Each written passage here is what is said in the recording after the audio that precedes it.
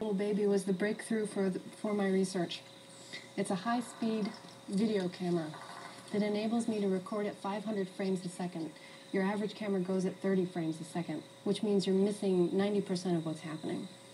So with this camera, I'm able to capture these behaviors and play them back in slow motion and just look and see what they're doing. The big mystery is how these birds make their peculiar high-pitched calls.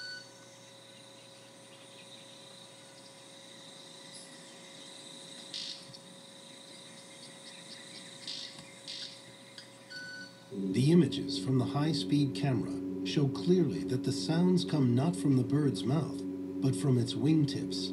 At 80 hits a second, this is quicker than the speed of a hummingbird's wing. A movement so fast it is invisible to the human eye.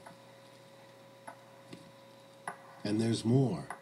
The dance of the red-capped mannequin has another surprise in store. Kim's knowledge of the bird's ritual is now so intimate, she knows every move.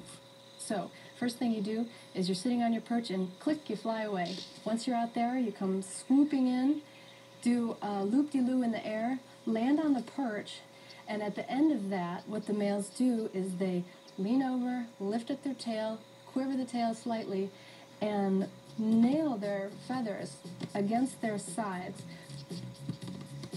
And now you're going to do a moonwalk, and this is the only known case of birds moonwalking to my knowledge, but they basically do these little steps backwards, and it looks like a Michael Jackson slide. It's very nice.